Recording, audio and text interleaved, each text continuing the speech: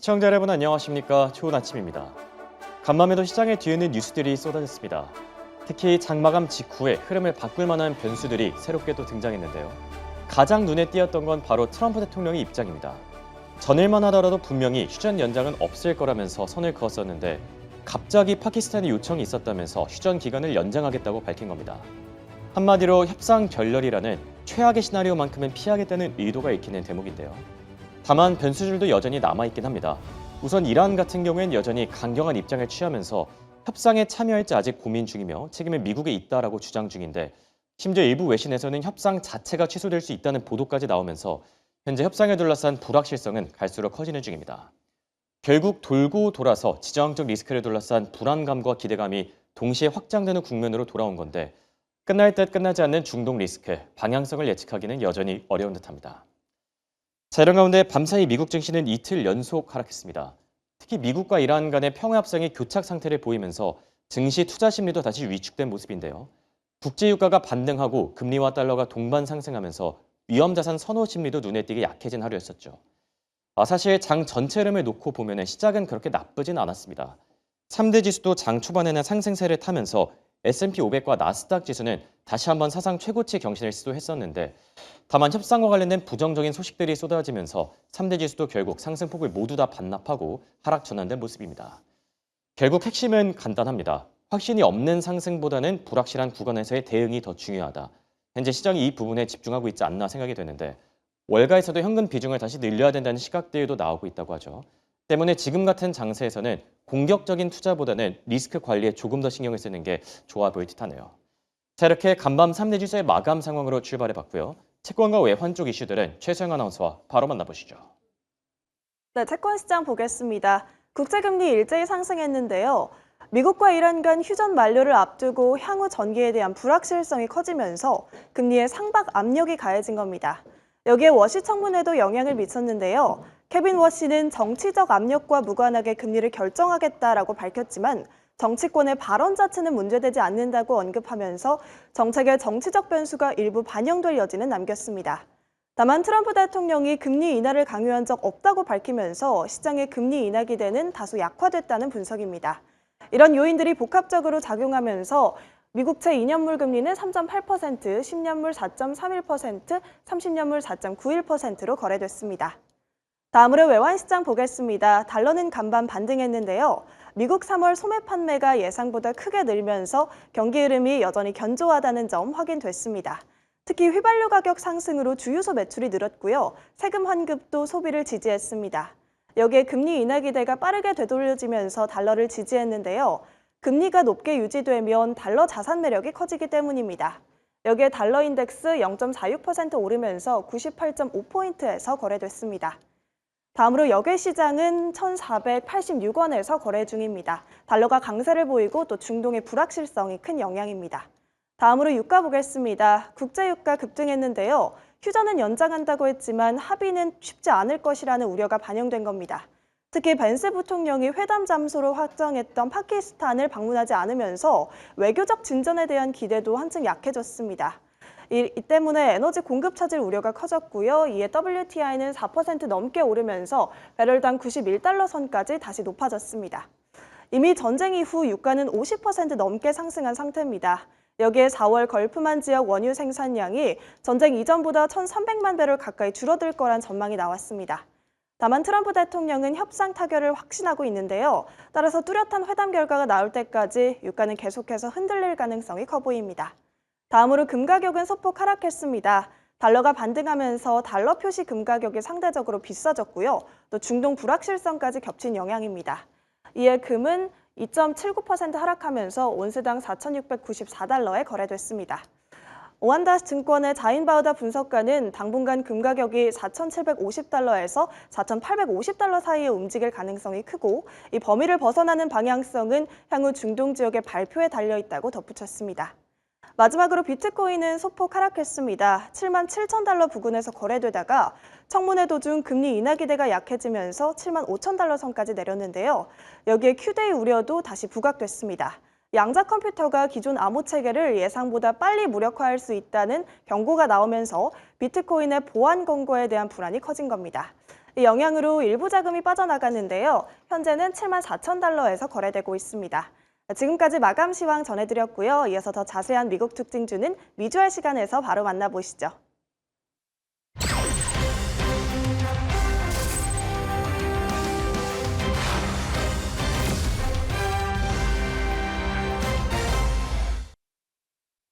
네, 간밤 미국 주식 내용 짚어드리는 미국 주식 알림 미주알 시간입니다. 간밤 미증시 장 초반은 상승하는 흐름 보였지만 장 막판 될수록 지수는 하락 마감했는데요. 트럼프 대통령은 협상에 대해 낙관하는 모습 보이기도 했지만 벤스 부통령이 이란 평화 협상이 보류되는 모습 보이면서 시장에서는 불안감이 커지기도 했습니다. 그럼 주요 섹터 하나씩 짚어보도록 하겠습니다. 그럼에도 불구하고 여전히 시장을 주도하고 있는 AI 빅테크 기업들 오늘 다시 한번 짚어봐야 될 것 같은데요. 굵직한 개별 이슈들이 쏟아지면서 기업들의 AI 생태계 내에서 확장세가 눈에 띄었습니다. 그럼 주요 종목들 하나씩 살펴보도록 하겠습니다. 먼저 첫 번째로 체크할 기업은 바로 아마존입니다. AI 스타트업 기업이죠. 엔스로픽에 무려 250억 달러, 우리 돈 수십조 원을 추가 투자한다는 소식 속에서 0.67% 상승 마감하는 모습이었습니다. 그럼 다음 기업 테슬라도 함께 눈에 띄게 살펴보도록 하겠습니다. 장중 일론 머스크 CEO의 중요한 발표가 있었는데요. 본인 돈 14억 달러어치의 스페이스 X 주식을 추가로 매입하면서 지분을 늘렸다라는 소식이 전해지자 투심이 강화되긴 했는데요. 시장 상황으로 인해 1.53% 하락 마감하는 모습이었습니다. 여기에 델 테크놀로지와 블랙베리의 이슈도 함께 짚어보셔야 될 것 같은데요. 델 같은 경우에는 3.98% 긍정적으로 상승 마감했죠. 경쟁사 슈퍼마이크론의 악재 속에서 AI 서버 점유율을 늘려갈 수 있다는 월가의 호평이 이어지기도 했습니다. 다음으로는 블랙베리도 함께 체크해 보도록 하겠습니다.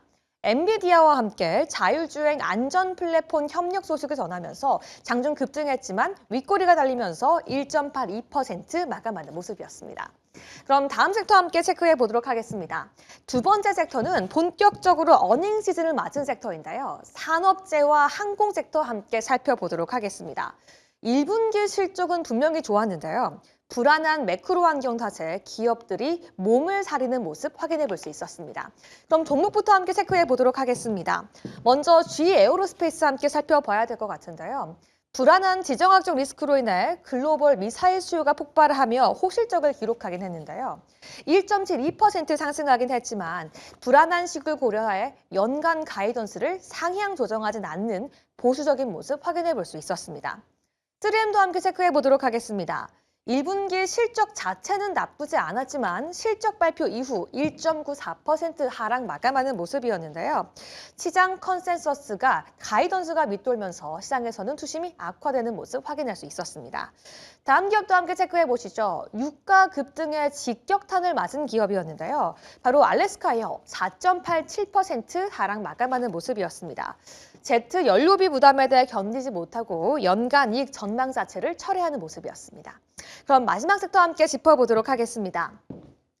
마지막 세 번째 섹터는 엇갈리는 전망 속에서도 펀더멘털을 지켜낸 주택 및 헬스케어 기업들까지 함께 체크해 봐야 될 것 같은데요. 바로 함께 확인해 보도록 하겠습니다. 우선 미국의 최대 주택 건설 업체부터 함께 짚어보도록 하겠습니다. 높은 모기지 금리가 부담이 될 거라고 예상했는데 그럼에도 불구하고 1분기 2만 5천 건에 달하는 양호한 주택 수주를 기록한 닥터 호튼이었는데요. 닥터 호튼 같은 경우에는 긍정적인 전망을 밝히면서 5.78% 상승하는 모습이었습니다.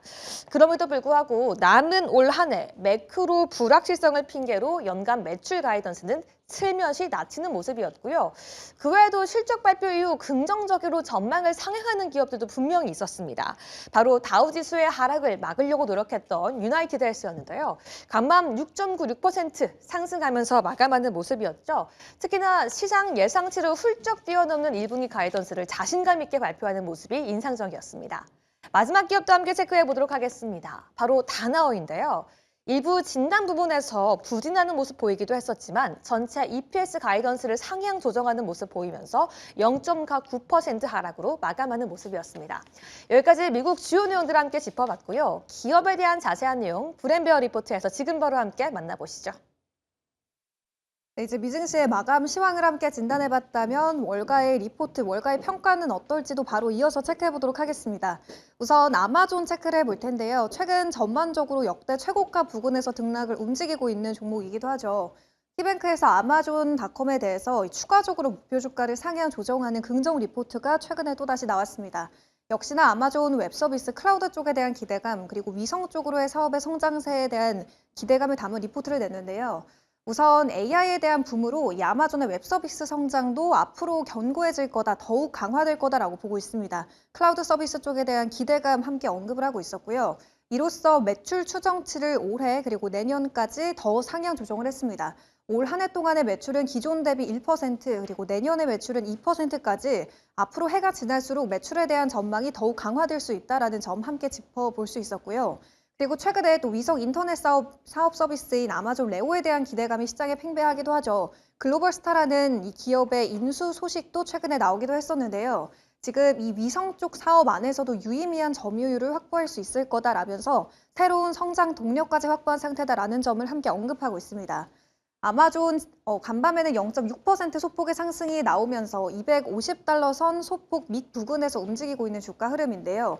투자 의견, 키뱅크에서는 비중 확대 의견을 제시하고 있는 상황이고요. 목표 주가는 $200 후반대에서 $300까지 TP를 추가적으로 상향 조정했습니다.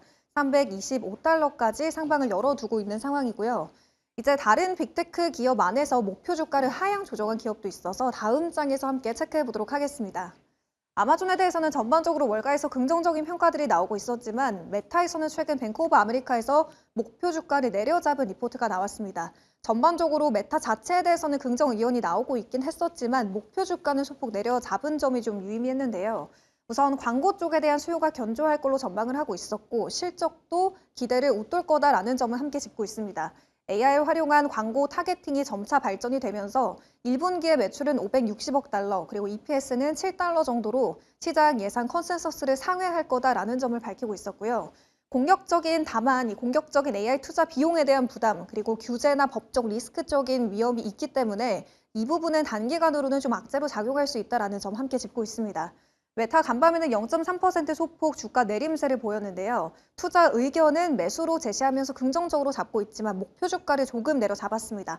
$885에서 $820까지 하향 조정을 했지만 그래도 현재 종가와 비교했을 때는 상당히 긍정적인 목표 주가이긴 하다라는 점까지 함께 챙겨가 보시면 좋을 것 같습니다. 이렇게 해서 오늘은 긍정 리포트단 안에서 아마존, 그리고 부정 리포트단 안에서는 메타까지 함께 파헤쳐봤습니다. 지금까지 브레메어 리포트 시간이었습니다. 자, 이번엔 주요 외신들의 헤드라인을 통해서 시장의 흐름을 파악해보는 시간입니다. 오늘의 첫 번째 헤드라인 바로 보여주시죠. 지정학적 리스크 관련 소식들이 올라와 있네요. 트럼프 대통령, 파키스탄의 요청으로 공격을 보류했다면서 휴전을 연장하겠다라고 밝혔고요. 이란 쪽에서는 2차 협상 참여 여부가 미정이라면서 미국 측 책임이라고 밝혔는데 현재 타스님 통신 같은 일부 외신에서는 취소 보도까지 나오고 있죠. 그런데 아직 확정되지는 않았고 이것도 역시나 이제 보도를 통해서 나왔다는 점 참고하시면 좋을 듯하고요. 그리고 벤스 부통령도 이란 회담을 거부하면서 이 파키스탄의 일정을 취소했다라는 속보가 나왔는데 해당 소식도 아직 픽스가 된 건 아니고 모두 다 지금 카더라 통신으로 나오고 있다는 점 참고하시면 좋을 듯합니다. 지금 내용들을 보면은 좀 동상이몽인 것 같아요. 각각 좀 다른 얘기들을 하고 있는데 이란과 벤스 부통령 쪽에서는 좀 안 좋은 얘기들이 나왔는데 트럼프 대통령은 또 휴전을 연장하겠다라고 밝혔거든요.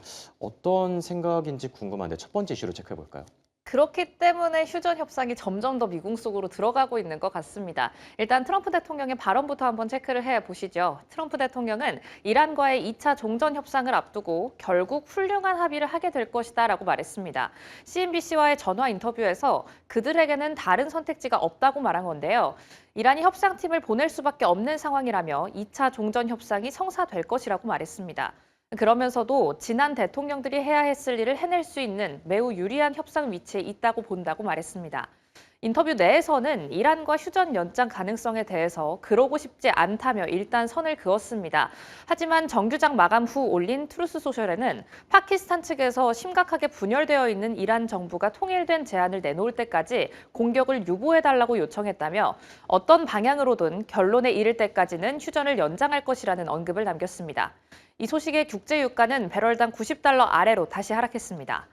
미국과 이란은 휴전 시한을 앞두고 2차 종전 협상을 시도할 예정이죠. 하지만 협상 자체가 예정대로 열릴지조차 확실하지 않다는 부담감이 커지고 있습니다. 휴전 기간 만료를 하루 앞둔 상황에서 미 언론은 벤스 부통령이 이끄는 협상단의 출발이 지연되고 있다고 전했습니다. 이란도 협상 참여 결정을 미루고 있고 이란의 국영 매체도 협상 장소인 파키스탄 이슬라마바드로 출발한 대표단이 없다고 보도한 상황입니다. 네, 우선 휴전 자체는 연장이 되기는 했지만 대표단이 파키스탄으로 갈지는 좀 미지수긴 합니다. 좀 더 네. 지켜봐야 될 듯하고요. 다음 헤드라인 체크해 보겠습니다. 케빈 워시와 관련된 내용들이 올라와 있네요. 케빈 워시 의장 후보가 트럼프의 꼭두각시가 아니라고 밝혔고요. 그리고 트럼프 대통령은 차기 연준 의장이 금리 인하를 즉시 단행해야 된다라고 밝혔는데 이번에도 뭐 금리 인하를 안 하면은 파월 처지가 되지 않을까 생각이 되는 부분이기도 하고 이스라엘과 헤즈볼라 같은 경우에는 휴전 위반을 주장하면서 현재 무력 공방이 지속 중인 걸로 확인됐습니다. 예상이 어느 정도 되긴 했지만 확실히 이쪽의 지정학적 리스크는 좀 쉽게 안 끝날 걸로 보이긴 하네요. 나는 꼭두각시가 아니다. 시작부터 좀 세게 치고 들어옵니다. 아무래도 연준의 독립성 우려를 좀 의식한 그런 발언 아니겠습니까? 네, 그렇습니다. 이번에는 또 too late 워시라는 키워드를 볼 수 있지 않나라는 생각도 들고 하지만 이게 그냥 보여주기식이 아닌가라는 생각도 들긴 하는데요. 일단 청문회는 있었습니다. 케빈 워시 미 연준 의장 후보자는 대통령은 일반적으로 기준금리 인하를 선호하지만 자신은 이를 그대로 따를 의사가 없다고 밝혔습니다. 워시 후보자는 인준 청문회에서 대통령들은 전반적으로 금리 인하를 선호하지만 차이가 있다면 트럼프 대통령은 그것을 얼버무림 없이 매우 공개적으로 표현한다는 점이라고 말했는데요. 하지만 연준의 독립성은 연준에 달려 있으며 무엇이 옳은지는 스스로 결정해야 한다. 선출직 공직자들이 금리에 대한 자기 견해를 밝힌다고 해서 통화 정책의 독립성이 위협받는다고 믿지 않는다고 강조했습니다. 그리고 역시나 이 질문도 나왔습니다. 인준을 받으면 트럼프 대통령의 인간 꼭두각시가 될 것이냐라는 질문에 절대 아니다며 대통령이 나를 이 직위에 지명한 것은 영광이며 내가 연준 의장으로 인준되면 독립적인 행동을 할 것이라고 답했습니다. 다만 그러면서도 트럼프 대통령이 요구하는 대로 금리를 1% 이하로 대폭 인하하면 물가 상승 요인으로 작용하는 것 아니냐는 질문에는 즉답을 피했는데요. 많은 의견들과는 달리 포워드 가이던스를 믿지 않는다며 미래의 결정을 예고해야 한다고 생각하지 않는다고도 밝혔습니다. 추가로는 트럼프 행정부의 관세 정책으로 PC 물가지수가 목표치를 웃도는 것 아니냐는 지적에는 동의하지 않는다고도 답했습니다. 청문회 진행 중 미국 10년물 국채 금리는 상승, 주요 지수는 약세 전환하는 흐름을 보이기도 했습니다. 네, 트럼프 대통령과 뒤에서 어떤 얘기를 나눴는지는 모르겠지만 우선 네. 지금까지는 좀 강경한 스탠스를 보이고 있는 듯합니다. 꼭두각시는 아니라면서 연준의 독립성 우려를 좀 이제 불식시켜주는 그런 모습이었고요. 자, 끝으로 블룸버그 통신 헤드라인 같이 체크해 보시죠. 3월 소매 판매가 발표됐는데 전월 대비 1.7% 오르면서 1년 만에 최대 증가폭을 또 기록했고요. 또 이란 쪽에서는 해상 봉쇄와 관련해서 전쟁 행위다, 휴전 협정을 위반했다라고 주장 중이고 트럼프 대통령 관세 환급을 요구하지 않는 기업들을 기억할 것이다. 물론 뭐 좋은 의미로 기억하겠다라는 거겠죠. 네. 갑자기 트럼프 대통령이 갑에서 을이 된 느낌도 없지 않아 있어 보이긴 하네요. 자, 유가가 급등했음에도 불구하고 또 소매 판매 지표는 잘 나와줬습니다. 소비 심리가 여전히 견조함이 나타난 건데 마지막으로는 경제 지표 한번 체크해 볼까요? 네, 오늘 나온 경제 지표 때문에라도 금리 향방이 대체 어디로 향할까라는 의문은 조금 더 짙어지는 것 같습니다. 미국의 3월 소매 판매는 유가 상승으로 주유소 매출이 급증하면서 1년 만에 가장 큰 폭으로 증가했습니다. 3월의 소매 판매는 2월의 수정치 0.7% 증가에 이어서 월간으로는 1.7% 증가한 것으로 집계가 됐는데요. 예상치 1.4%도 웃돈 것으로 나타났습니다. 이번 증가세는 이란 전쟁으로 연료 가격이 2022년 이후 최고 수준으로 치솟으면서 휘발유 지출이 15.5% 급증한 영향이 컸습니다. 미국의 에너지 정보청 자료에 따르면 이란 전쟁 여파로 3월 소매 휘발유 가격은 24.1% 상승했습니다. 로이터에 의하면 경제학자들은 전쟁에 따른 가격 급등으로 올해 미국인들의 연평균 휘발유 비용이 857달러 증가했다고 추산했고요.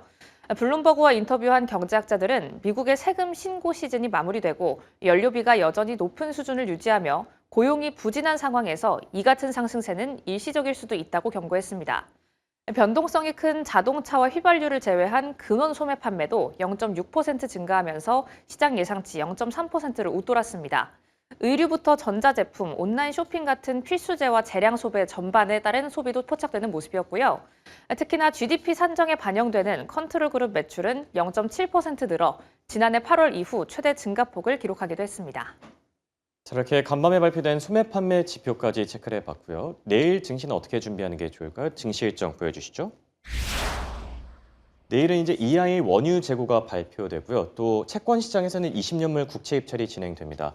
비인기물이긴 하지만 그래도 뭐 채권 금리 움직임에 좀 중요하게 작용하지 않을까 생각이 되고요. 그리고 대망의 테슬라와 IBM 실적이 발표됩니다. 테슬라 과연 이번 실적 발표를 통해서 다시 한번 좀 주가가 반등해 줄지 지켜보는 게 좋을 듯하고요. IBM은 여전히 계속해서 견조한 실적을 내놨었죠. IBM의 실적도 같이 잘 참고하시기 바랍니다.